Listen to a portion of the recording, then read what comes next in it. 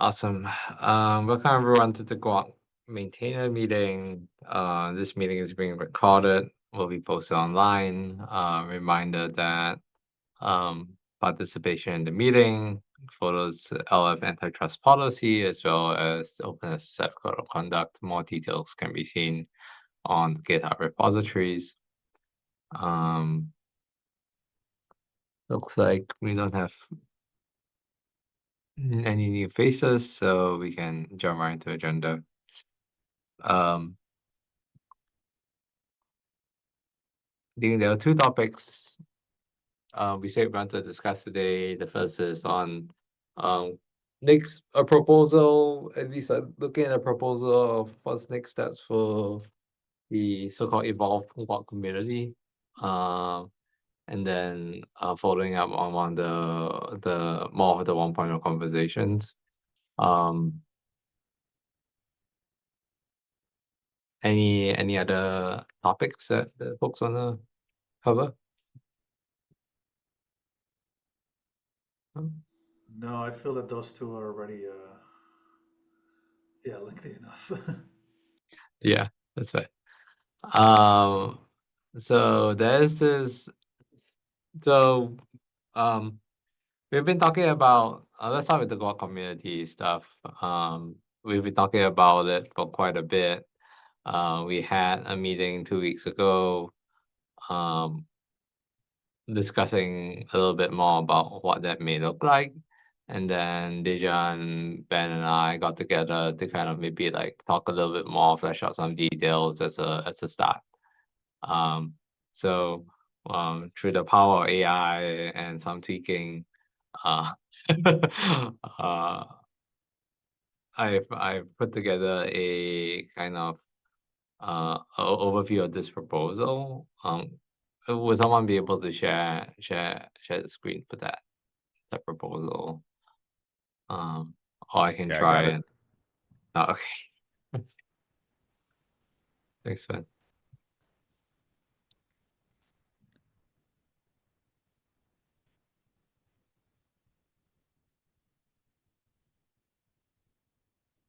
Oh, let me give you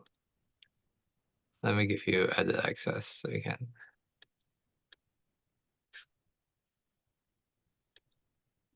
I can't just add you. Okay.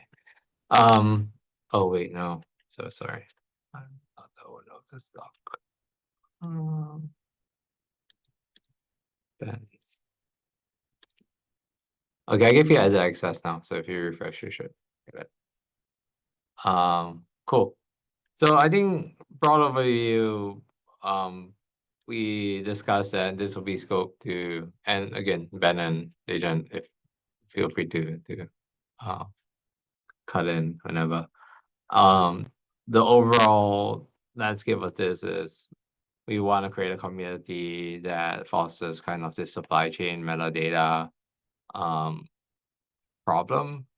To start, we agreed that we're gonna kind of just make this one just about like having trustification and GUAC be part of the community. We know I know we talked about other projects and all of that, but protobomb and stuff like that, that probably will be another time we discussed and agreed that yeah, this can be an iterative process as the community grows. We will get all those other projects involved, but we should um, you know, at least communicate with them along the way. So going down, um, just to put up points, improve the tooling, standardize data models, and better interoperability. Figure out, um, clear path for users to leverage supply chain data regardless of scale operations. This is like talking about Mike's example of like single SBOM, multiple SBOM, and like 1, 2, or 3 SBOMs, right? Um, and also, created this like shared home and community for the libraries that uh, are part of this ecosystem. Um, So going down, I think none of this is new. The vision for this will be promoting common standards, data models, and ontologies. developing shared infrastructure and libraries, improving overall tooling ecosystem, fostering collaboration and knowledge sharing, and providing a welcoming community for contributors. I think this is generally the common standard and knowledge within the supply chain knowledge graph space, right? Um,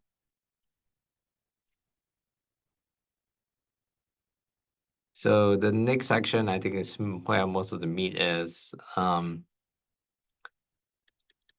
So I think the first thing obviously we want to say like have this group be around supply chain knowledge graph.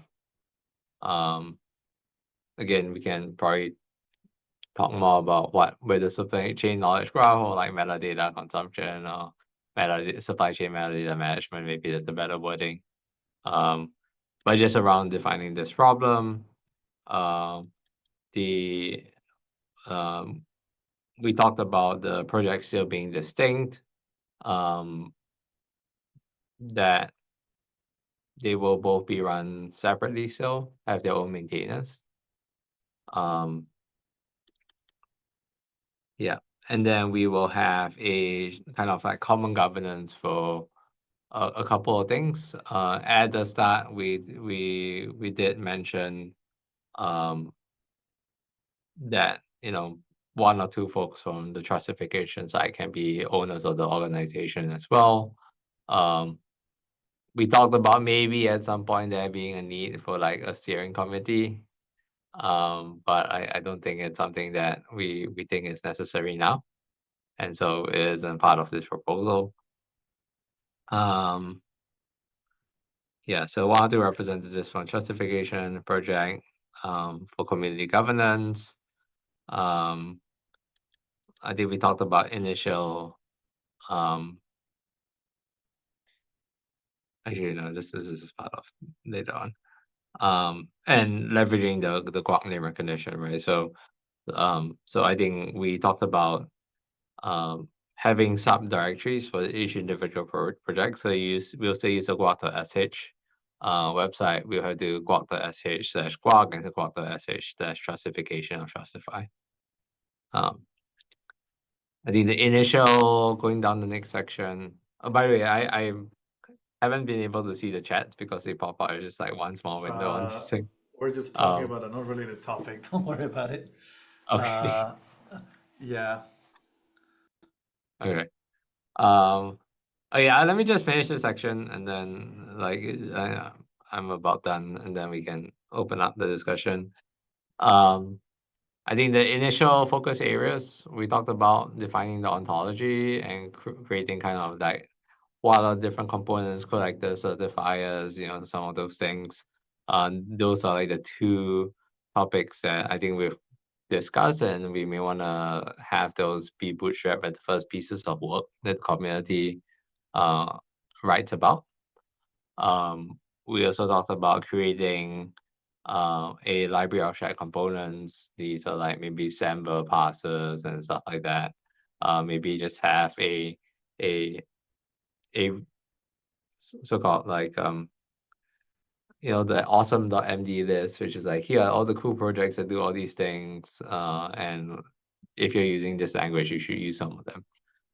Um, And then later on, I think there are other things that we've talked about, but a little further down the line, defining the interfaces between the different architectural components, um, improve the tooling for parsing and ingestion and all that, and then additional documentation and guidance on the space. Um,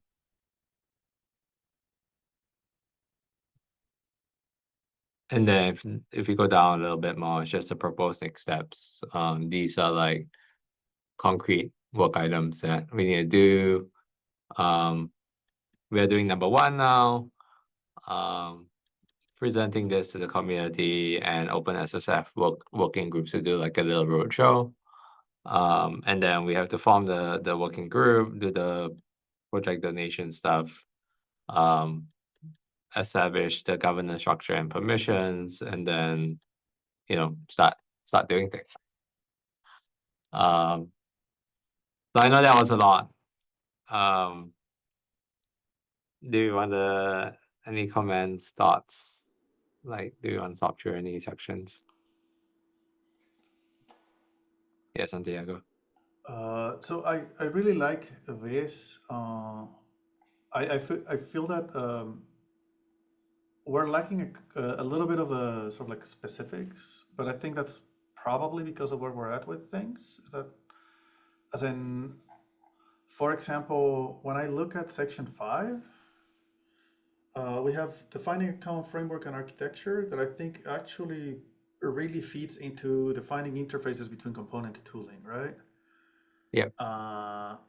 So I would assume that some of these arrangements will need to happen in such a way that maybe we can come up with just like one or two quote unquote working groups within the GUAC organization.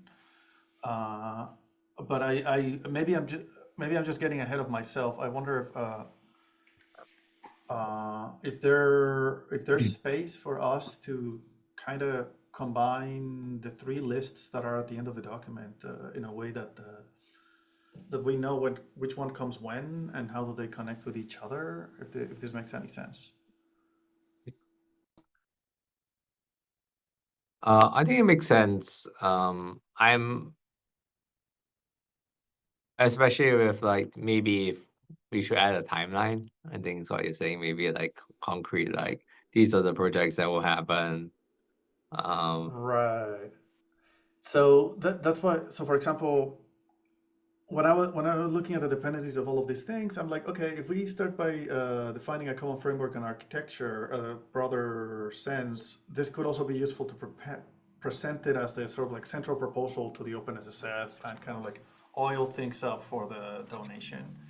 But maybe we don't need to do that. Maybe there's not a dependency there. Maybe we just need to present exactly what's here, step 2 and maybe even step 3. And then you see what I mean? Just like strategizing, I think may be helpful. Yeah, I think so. My one gut feel is I think at least from what I see with like the CNCF community is that I think we gotta gauge um the overall bandwidth before we like end up splitting into working groups, because then we end up with like 5 different working groups, but it's just one person, 1 or 2 people each, and then you don't get enough feedback or you don't make enough progress. So Yeah. so, Yeah, so no, no, yeah, you're absolutely right. but I agree that I think it would be helpful to be a little bit more concrete with like what we want out of it, like what's the output of it. Um, uh, my my thought is to kind of because I imagine we're gonna get like a little bit of uptake of people joining the community as well, that want to work on some of these problems. So I think that um my initial gut feel is to list these 3 things. I think we can definitely be more detailed and then see what people kind of vote on, or like where people gravitate towards.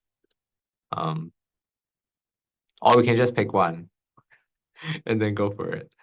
Um, if we think there is a big enough desire from all of us to kind of make forward progress on one of these topics, then we can pick one and move with it.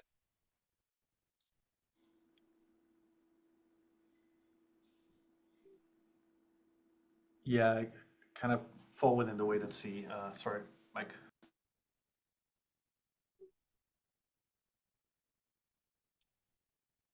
I believe Yeah. you're muted or your You're mute. microphone is not Right. working. Oh.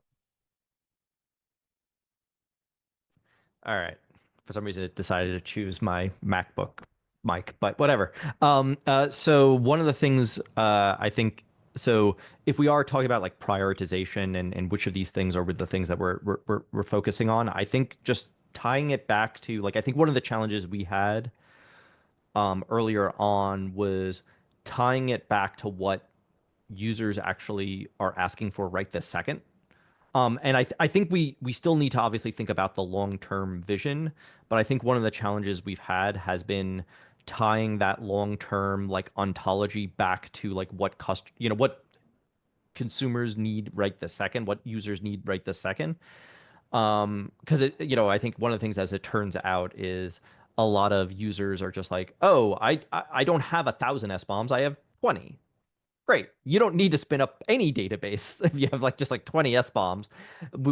Having some mechanism to sort of scan all that, to tie it back, to know what to do about some of that is going to be super valuable. And again, also with the ontology piece, like the sorts of we've gotten ahead of a lot of the things that folks. I remember at FOSDEM, a few folks were bringing up some issue, and I'm like, oh, this is something that we ran into with GUAC like a year ago. But I think again, I think the thing is tying it back to like what folks need right the second or what folks are asking for right the second might be um, again, sort of the valuable bit.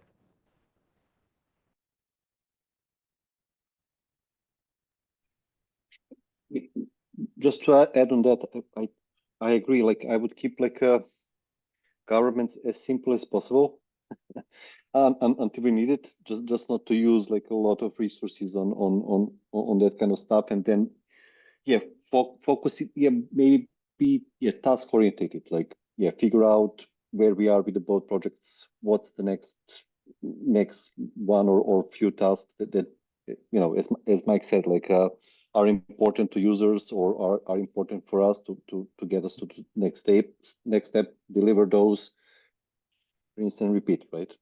So until yeah, this thing gets more complicated, that we need actually more governments that then add more layers to that. But like yeah, focus on the smaller tasks and get those fleshed out regularly.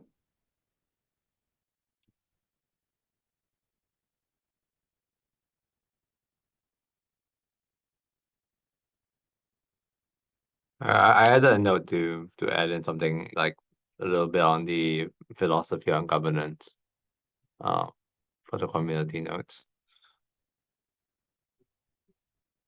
Um, Mike, did I understand you correctly that you were saying that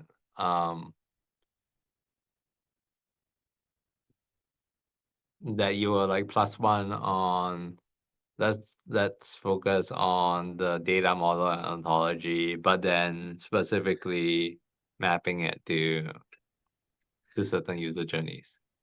Yeah, I mean, I think um,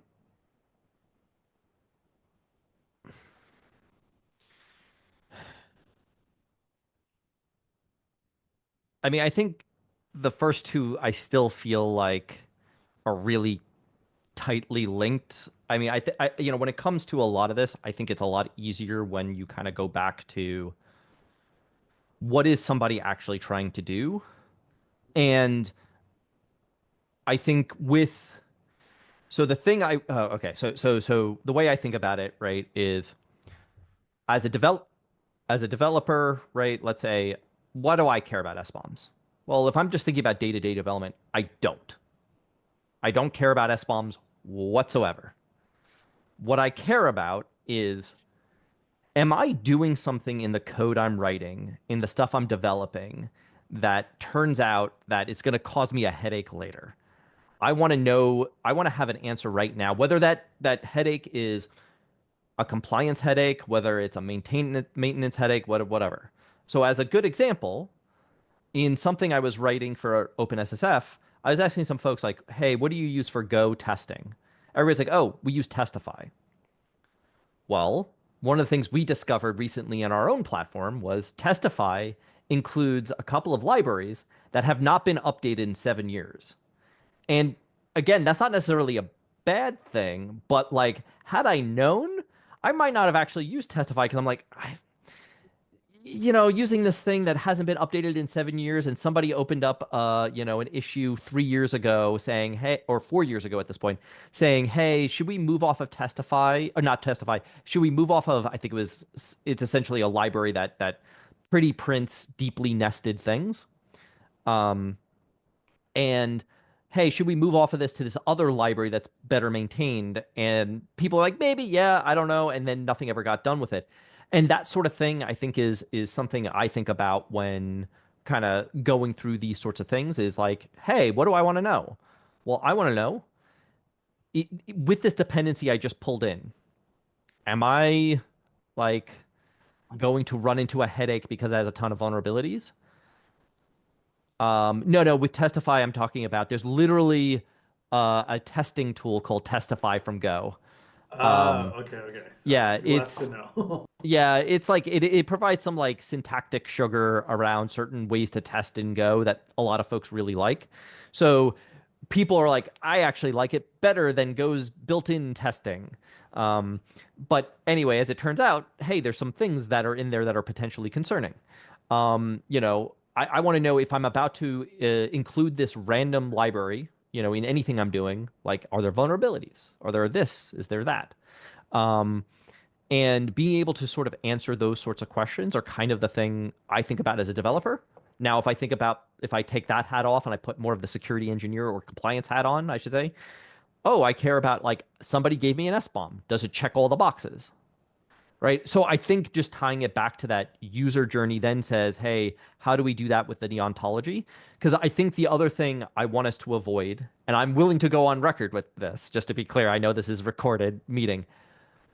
Both SPDX and Cyclone DX have the issues of everything and the kitchen sink is thrown into the spec.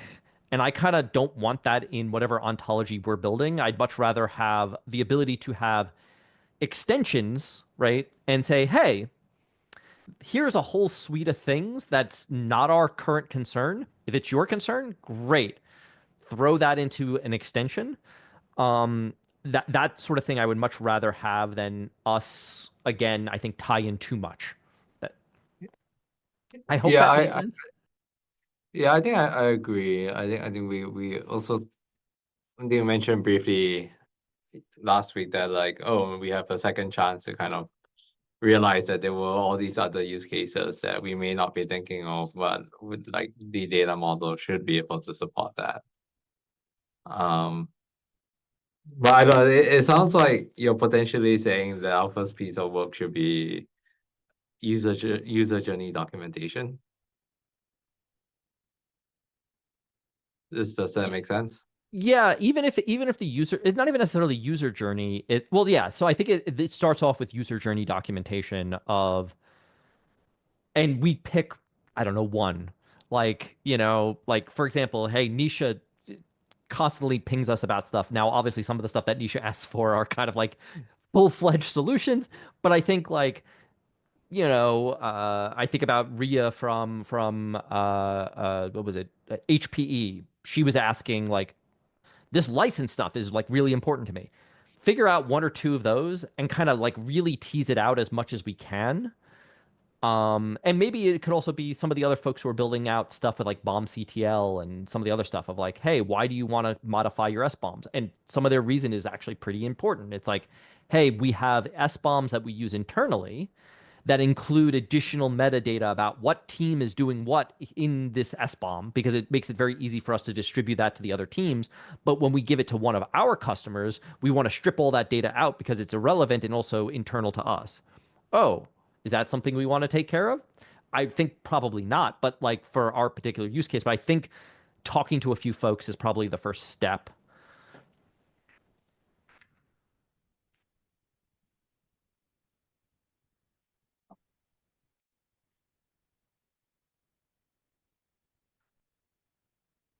I think here there may be an aspect of evangelization as well. And it's not just providing the tools that can solve certain problems or CUJs, but also going taking a step ahead and saying these are the things that you should be concerned about And this is one way that you can solve it. Because I'm sure a lot of people like will see GUAC, but are somewhere in between, like not knowing exactly what they need, what they should do with it. And that, I think that might limit adoption a bit.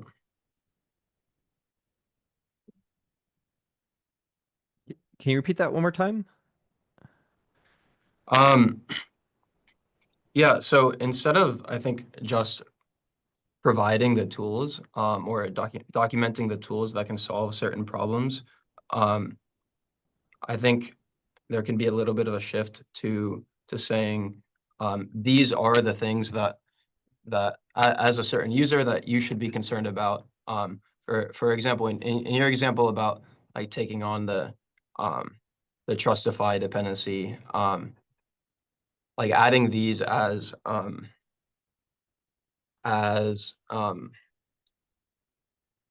examples or being a little bit more authoritative and saying like what this is when you take on a dependency or whatever other use case there is. These are the type of things that you should be considering instead of just like listing the tools that can be used to solve problems. I don't know if that makes sense. So I feel like you're saying a little bit on this, like developing guidance and resources, right? How do we like get people on like Yeah. like better documentation, better direct a direct Yeah. answer to people's questions. Yeah. Yeah. I mean, I don't think I was saying anything that different than what we already talked about, but yeah. Yeah, but I agree here as well. I think this community is uniquely positioned to do that because, like, okay, there's a different communities focus on one particular technology. We are trying to cover them as broadly as we can, right? So no matter the S1 format, no, you know, the vulnerability sources that you're using, we are trying to like provide, yeah, common knowledge of how to deal this on and provide tooling for no matter from which ecosystem are you coming from, right? So I think we can do that.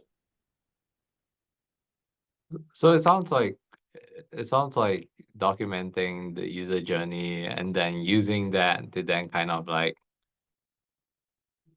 define like, oh, how should you solve these things?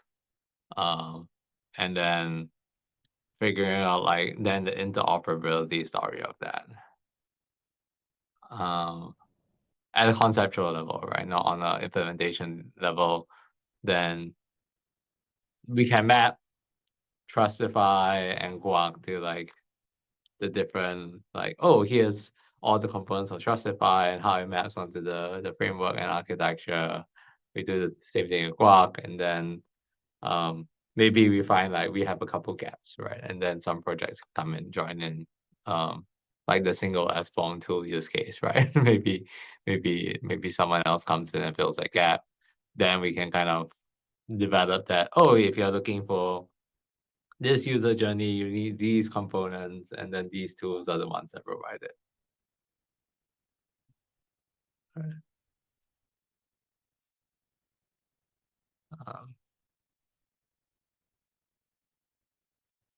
I guess is that a characteristic of, I think, what folks are thinking about in terms of initial actions for the community? So starting user journeys and then developing architecture and framework and the ontology.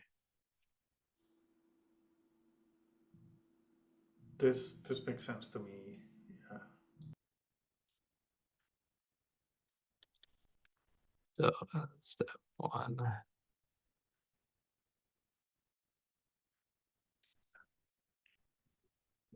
Kind of like this.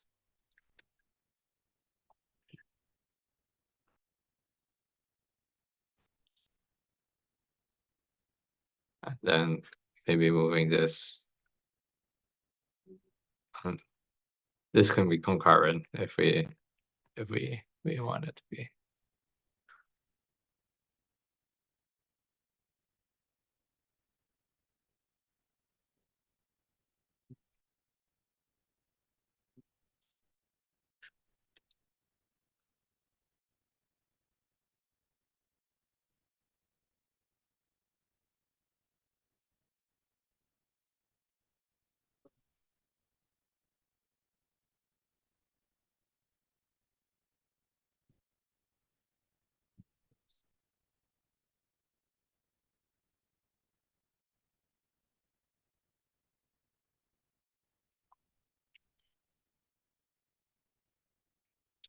Does this look fine for folks?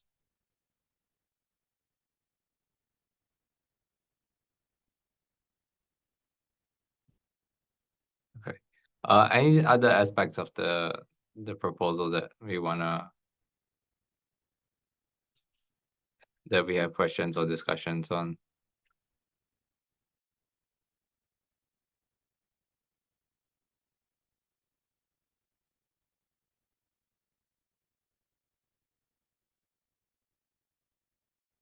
Okay. So I guess from a next steps perspective, I think let's keep this doc open for comments. By the end of the week, by the next meeting, I think let's hope to resolve all the comments and then have something that we can share more broadly. Does that sound fine? That works for me. I did give the supply chain integrity working group a heads up in Slack just so that they're not caught totally by surprise. And I plan on attending that meeting on Wednesday. I don't have to share this doc with them. We can just kind of address sort of the high level stuff like we covered in the community call. And then if they have questions that we don't have an answer for, I'll make sure to reflect those in this doc. Yeah, I was planning to join that one as well. Okay. And just to make sure I didn't miss it, do we have a timeline for this doc to be like set in stone or set in clay or something a little bit more permanent? As in, do we want to be done with this on Friday, next Monday, 2 weeks from now? I think, yeah, next month at the meeting, we should all sign off on it. Ideally. Yeah. Just want to ask if you guys think I should join the working group meeting, if that would be useful. I think it could be useful, especially if folks have questions about Cool. justification. Yeah. But then again, I know the time is a bit weird, so we can just point them to your direction as well. I'll take a look when the meeting is.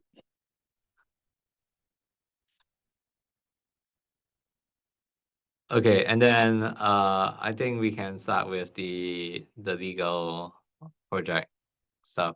Have we started on that one yet, or are you waiting for a contact point from OpenSSF on that? I mean, if you need me to get started on the legal stuff, I can get that going. It's mostly just chatting with somebody in the operations Slack and just say, hey, we're looking to kind of get legal review on this. But yeah, Dion. I also got internally pointed to someone in the Linux Foundation that can help us with this. So I can share that.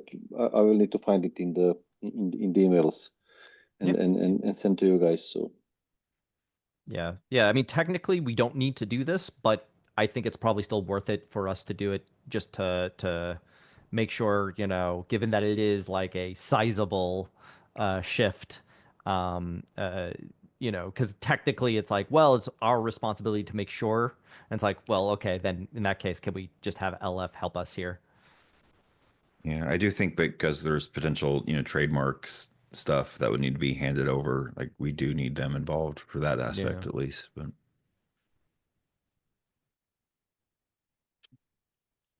What we also discussed on Thursday call is that we on our side at Trustafel should define exactly what's going to be moved, so that we have like an exact list and start working on like correlating trying to figure out how to reflect the government structure that the governance structure that's already in GUAC to our projects, so that it will be easier to define later on this mix of responsibilities between the projects. So that's something we'll try to do this week.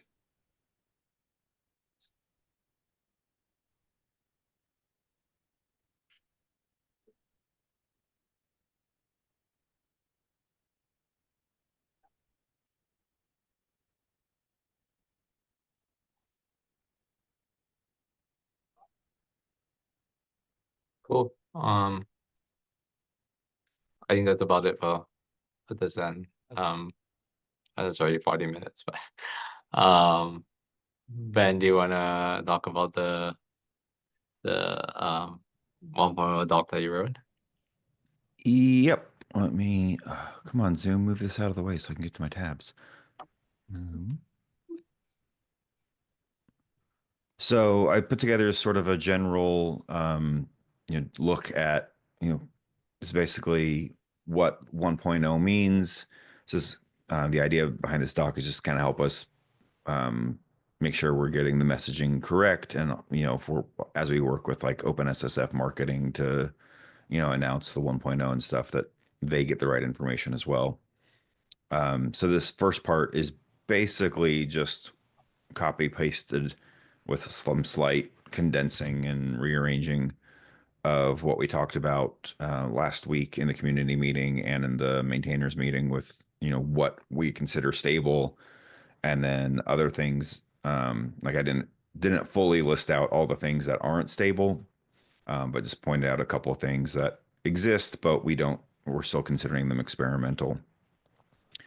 And then the next page is basically who GUAC is for, like who will actually benefit from using it and who will not.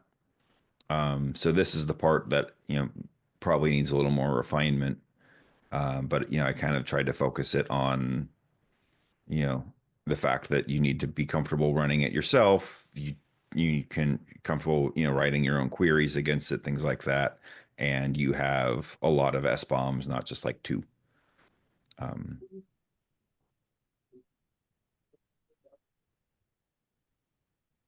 So I know I only shared this one an hour or so ago, so if you haven't had time to digest it, like we don't have to finalize it right now, but maybe again for for next week's meeting, um, if you have time to go through any comments.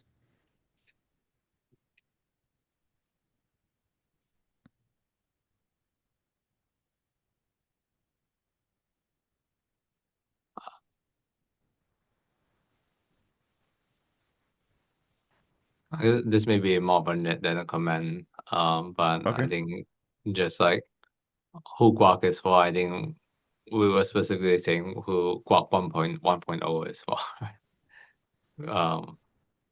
Yeah.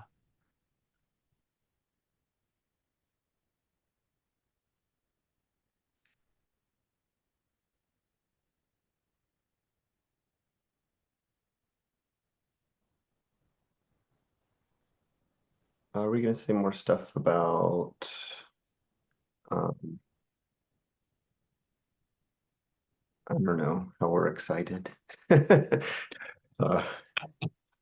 Yeah, so this is just sort of like the point, like the facts that we want to reflect. Okay, gotcha. It's like like this is not like the blog post we'll publish or anything. Okay. This is just sort of Yeah. the guidance for it. Are we gonna Very say, serious blog posts. should we say like what we want people to do with this? We could certainly add that. Do you have something in mind? Like, because I'm not quite sure what you mean by what we want people to do with it. Yeah. Yeah, I mean, well, maybe we need to think about it a little bit, but like you know, we want people to run it, we want people to learn the ontology and you know see how they could use it to help their you know to answer the questions that they're trying to answer, or to you know if they explore it and have questions to bring those back to the community, like have supply chain problems that they would like it to solve, like that's something that could be solved with it, and then that they don't know how, maybe that's something we can build in, stuff like that. I could probably think of some more things. Okay. Yeah, I'll Um, toss a little bit in there, and then everyone should have edit access, so we can kind of Okay. refine that a little bit over the next few days. Okay, great. I'm wondering also whether we should talk a bit about kind of this desire for a ontology v2. And whether that's appropriate kind of like this is GUAC 1, this is the first part of the ontology. We understand that like that definitely areas of improvement we are working on, like with the broader GUAC community now, for like the V2 of a data model. Do you think that should be part of that narrative as well? I think we can at least sort of hint at like what's coming after 1.0.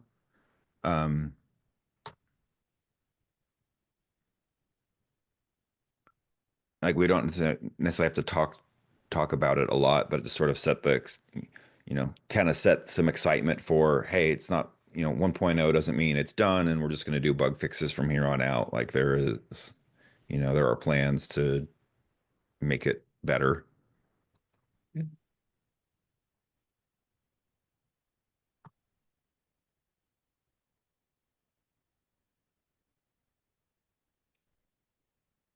Just to be sure, this is not connected to the other sort of like a governance reshifting and merging of projects and whatnot, or is this something we should also want to foreshadow here? Yeah, they're not related. They're just kind of coincident. But I think, you know, it kind of depends on how quickly we get 1.0 ready and how quickly we get the other stuff ready. I think it would be good to at least sort of, you know, suggest like, hey, we're, you know, combining these two projects to help solve a broader range of use cases and things like that. Because I think that Okay. will help people be more interested in participating Okay. if they see that like, okay, well, I'm not in the who 1.0 is for right now, but I might be in the who 2.0 is for. Okay, that makes sense.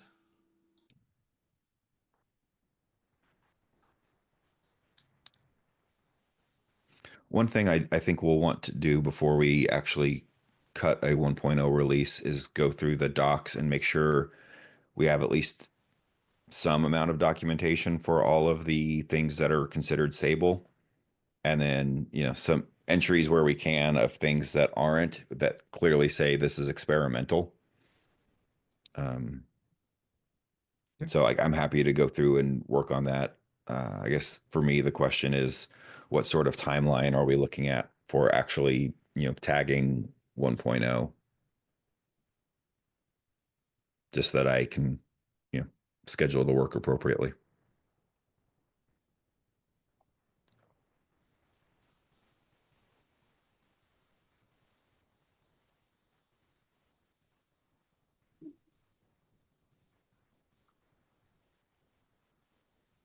In my mind, I'm just thinking whether we do it pre or post like the community announcement. I feel it's better after, just so that I think it's fine either way, but I think it may be better after so that we can point to the community stuff that's happening. I think I agree. I think the only concern would be like if, if we hit a snag where the community stuff needs, a month for Red Hat Legal and LF Legal to handle like trademarks or reviews or something. Do we want to wait that long? I don't know. Maybe it's fine. Like I don't think there's a rush in either sense, but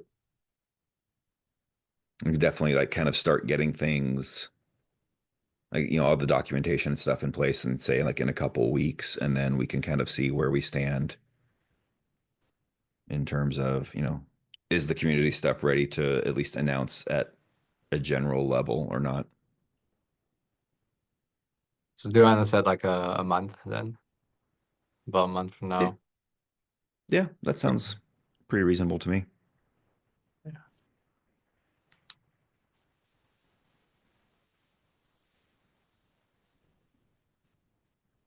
I just want to time it for Open Source Summit. That's in June. That's a Yeah. bit far away. I mean, it's not as far away as it seems, but That's fair. yeah, I think if we have it, out before June, we can definitely then use that as an opportunity to talk about it some, if there's, venues that we can insert ourselves.